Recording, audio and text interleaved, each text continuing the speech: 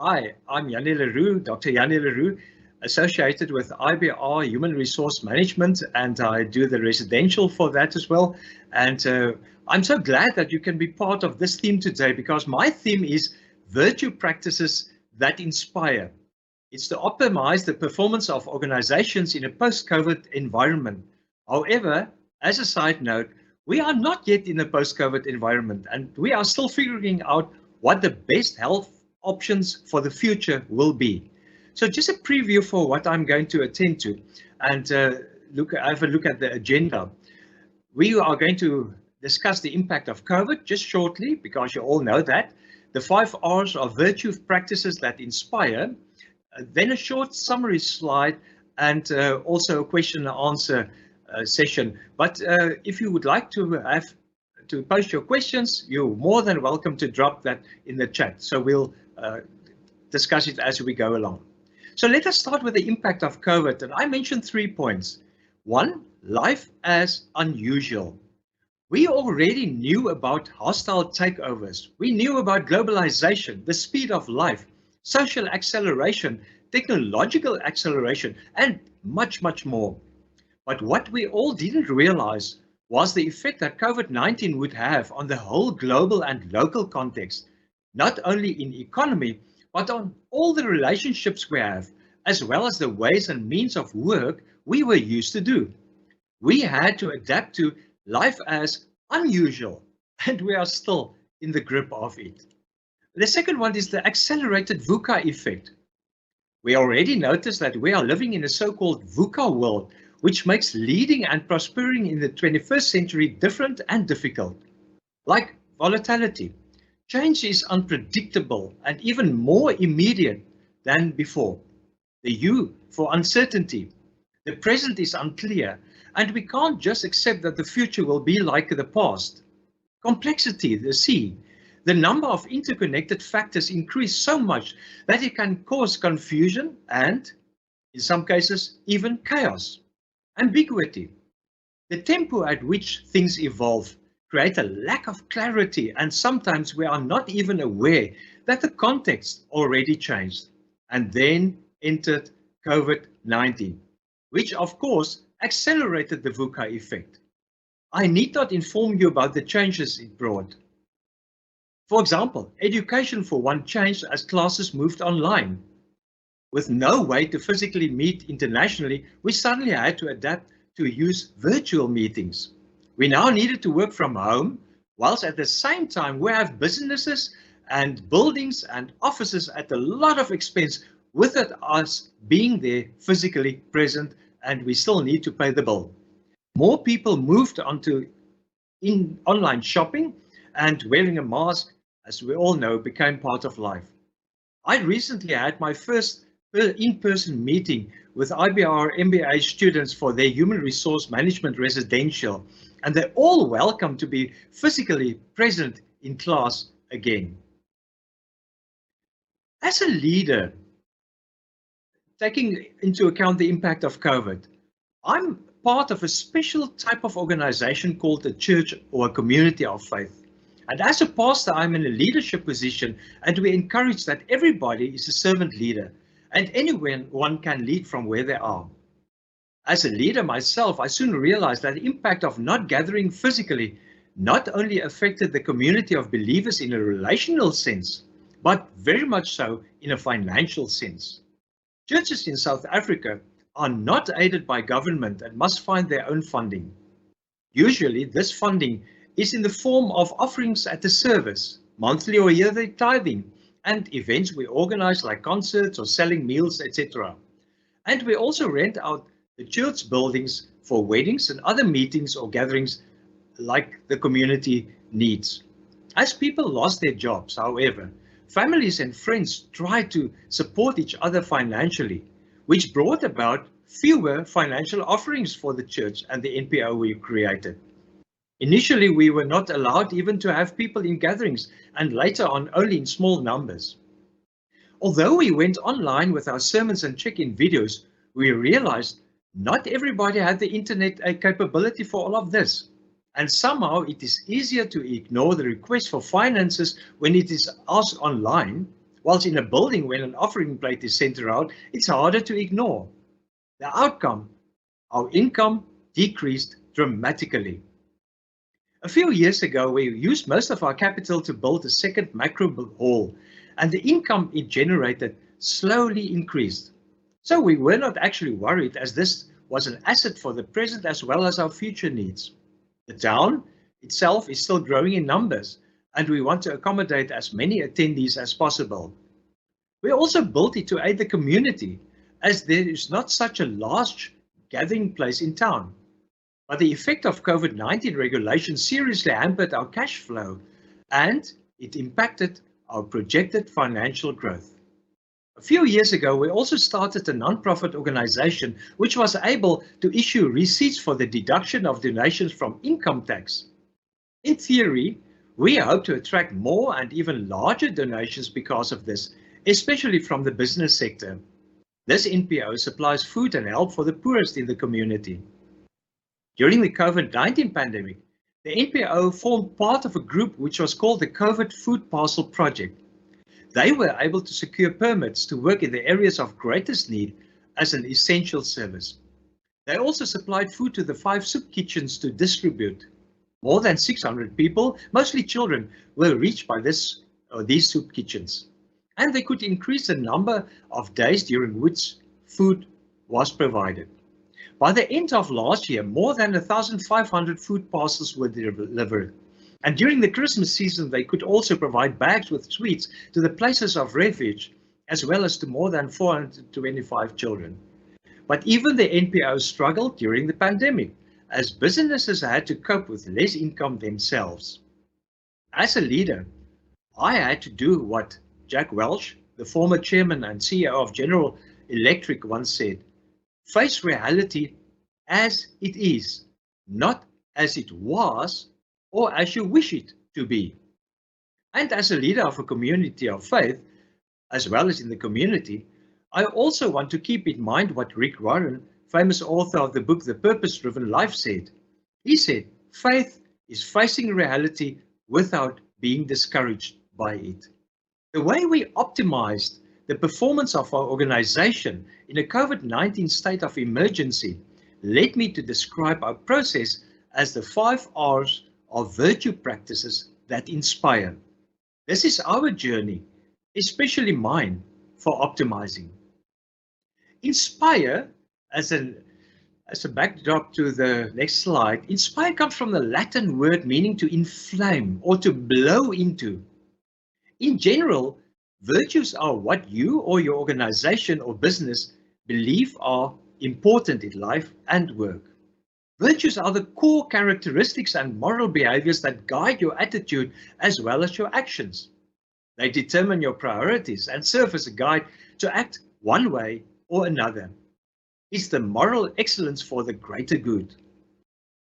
In our process for optimizing, I came to these 5 R's as practices to inspire us to follow the essential virtues we need to live out during these turbulent times.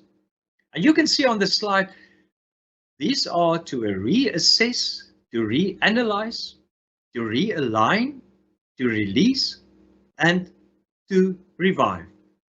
Let's have a look at each. To reassess. What is our purpose or cause is the main question. In 2009, author Simon Sinek gave a TED talk called How Great Leaders Inspire Action. The core of Simon Sinek's Start With Why is his discovery of the so-called Golden Globe. There are 3 parts of the Golden Circle. Sorry, I said Golden Globe, but it must be Golden Circle. There are 3 parts of the Golden Circle: why, how, and what. Let's look at the what, the outer circle. Every organization or company knows what they do, but COVID-19 helped us to really ask if what we do is really essential to our purpose. The how. We and every organization also had ways how we do things, but we needed to reconsider how we do it during the pandemic. The why. What we really needed to redefine was why we do what we do. This is all about purpose, our reason for our existence. In his video, as well as his book, Simon Sinek cited the example of Apple. In a technical sense, there's not much difference between Apple and the others, but Apple communicates the why of its existence and products. Apple's why is to challenge the status quo. Apple aims to empower the individual. Therefore, he argues, people do not buy the product, they buy the why. In order to handle difficult situations or a pandemic or whatever discomfort, we need to start from the why and go from the inside of the circle to the outside of the circle. People and consumers alike are inspired by the why of what we do. The why is a belief in the purpose or cause that is greater than ourselves. The why exists in the part of the brain that controls feeling and decision making. In our case, we reassessed our vision formulated a few years ago, and our vision formulated is like this: we experience God, God changes us, we change the world. So then we revisited our why. We wanted to focus on the community and help the community as a whole to become whole. Therefore, a few years ago, when we had the opportunity to invite another pastor to join our church, we instead opted for a social worker and appointed her. And our why still prevails. But suddenly, because of the regulations due to COVID-19 and the pandemic, we were in the position where we needed to take finances into account even more to make the why sustainable. The next R is to reanalyze. That's to ask the question, what virtues do we pursue? Peterson and Seligman wrote a book in 2004, Character, Strengths and Virtue, a handbook and classifications. It was published by Oxford Press. And they identified 6 overarching virtues that almost every culture across the world endorses. Peterson and Seligman developed a classification framework in which they classified 24 individual character strengths linked to these 6 broad universal virtues. And these virtues transcend national and cultural boundaries. They identified virtues and associated individual strengths that are commonly present in all people of the world.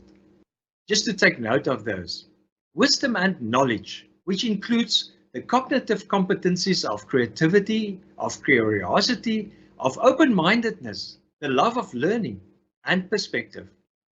Humanity includes the social and attitude competencies of kindness, love, and social intelligence. Justice, the social attitude and attitude competencies associated with it are fairness, leadership, and teamwork. Courage includes the personal and emotional competencies of authenticity, bravery, persistence, and zest. Temperance includes the personal and emotional competencies of forgiveness, modesty, prudence, and self-regulation. Transcendence includes the personal and emotional competencies of appreciation of beauty, gratitude, hope, humor, and religiousness. As a leader who was also responsible for inspiring people to follow our why or our vision, I had to determine what would be needed for resilience during these times, as there was no expire date on the pandemic. So what's the definition of resilience? We can define resilience as the capacity to withstand stress, to withstand adversity, to withstand threats, to withstand catastrophe. Now, University Autónoma de Barcelona, their researchers found that people who are more resilient are also more likely to report high life satisfaction and control over emotions. And you can see that in the Huffington Post of the 28th of May during 2012. And the 5 character strengths most related to life satisfaction, which will enable us to be more resilient, are hope, zest, gratitude, curiosity, love, and spirituality can also be explored. As a result, we've focused our preaching and other actions and practices to reflect the mentioned 5 character strengths and to help members as well as ourselves to remain resilient. As a leader, it is my and your own responsibility to inspire myself and for you to inspire yourself in order to inspire others. In the show notes, I provide a link for you to download 3 strengths exercises for free. And these detailed science-based exercises will help you or your clients to realize your unique potential and create a life that feels energized and authentic. The following practice was to realign. To realign means what actions reflect our purpose and our virtues. We are familiar with the quote, less is more. Minimalist architect Ludwig Mies van der Rohe first popularized this. I want to reframe this into be more with less. We had to learn that everything we did needed a fresh appraisal to realign it to our purpose and virtues. We wanted to strengthen the 5 character strengths through connection to our people, as the weekly gatherings disappeared or the numbers attending were limited. Thus, we created weekly short video clips sent to everyone to provide some form of hope, as well as the weekly sermons that were sent online. We created a drive-through opportunity for people to be able to talk to us in person behind masks. They were in their cars and we stood outside. We spent less time on the road to visit people and used the internet media to communicate directly, either face-to-face via video or just in audio, or made cell phone calls.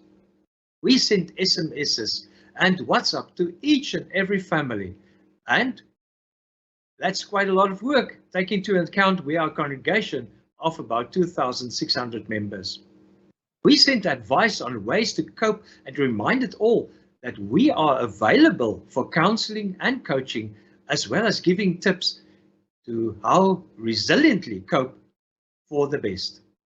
We encouraged people to contact us, and as leaders, we contacted those in need, and we encouraged our small group leaders to continue to connect with their group members with every means possible, except physical proximity.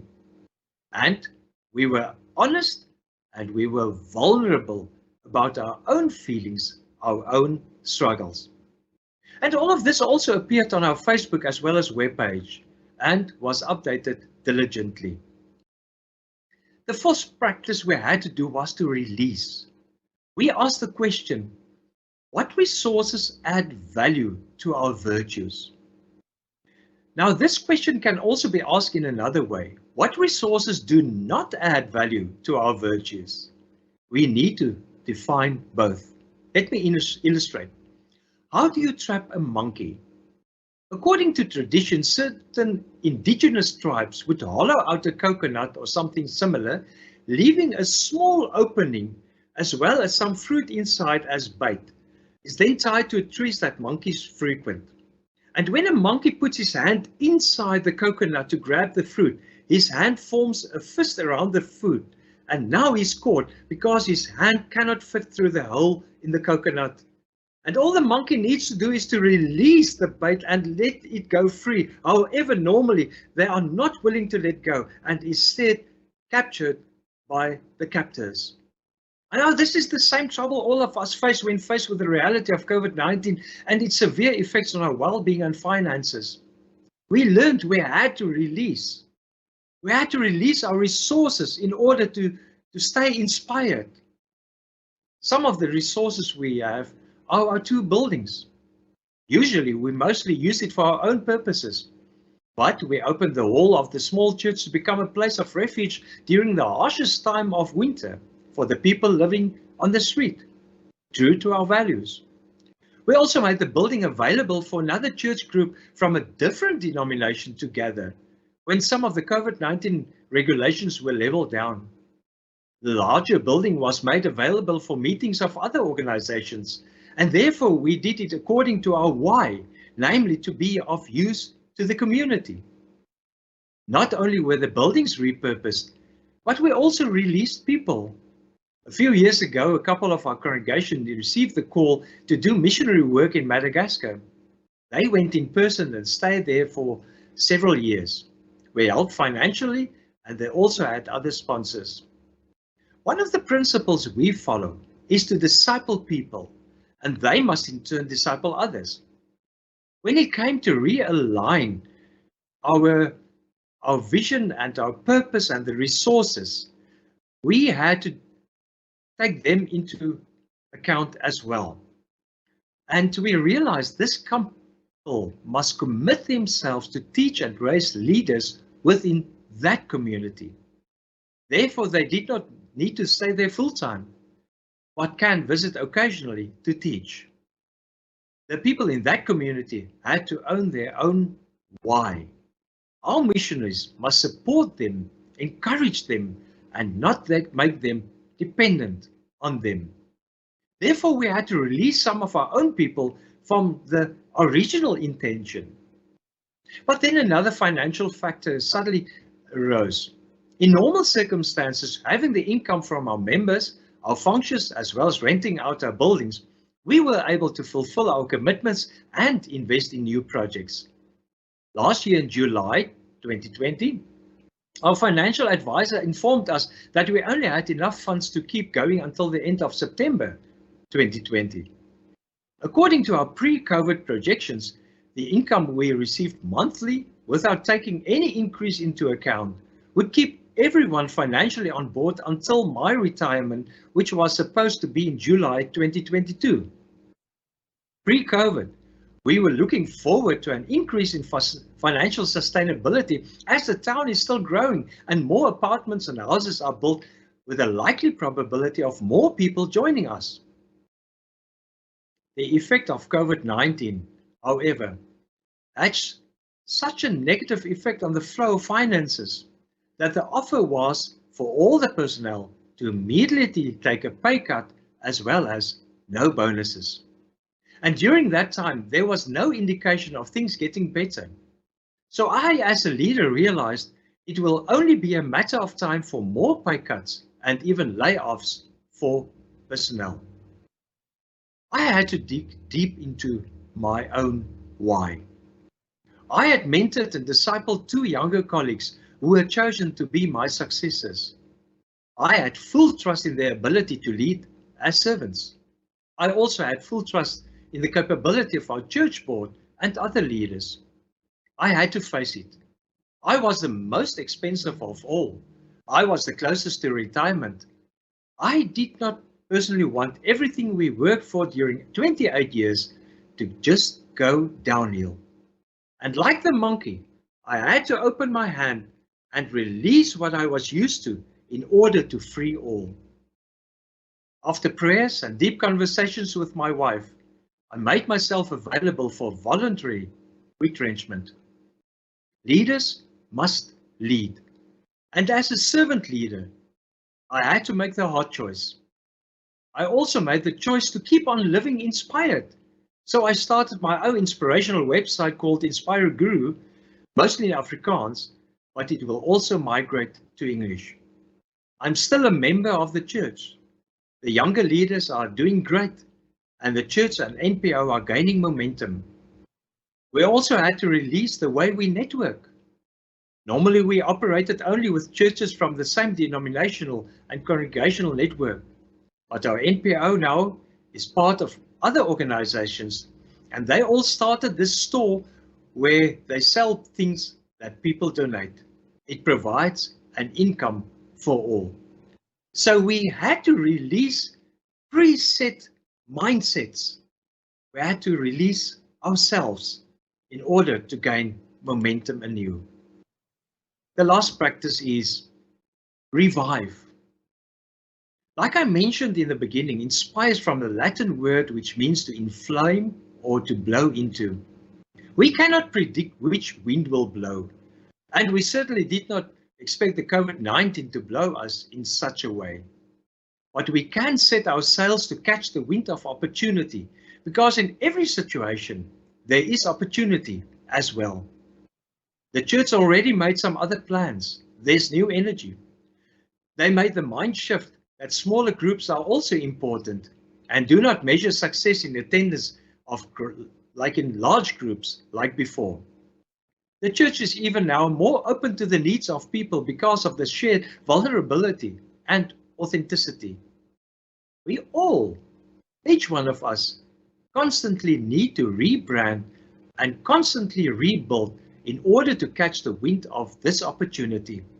And we constantly need to let go of what does not help in order for us to set our sails again.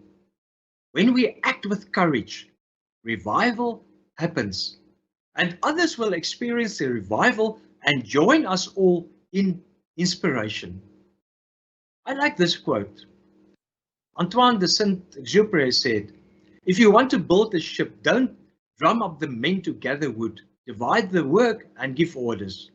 Instead, teach them to yearn for the vast and endless sea.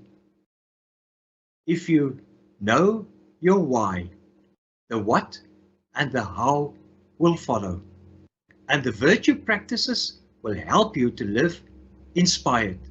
I hope the journey of the 5 R's of the virtue practices that inspire will help you to discover yourself, your business, your organization, and to reaffirm your reason for being. Blessings. And the next slide will show the 5 R's again: reassess, reanalyze, realign, release, revive, as the 5 virtue practices that inspire. I shall be glad to answer any questions.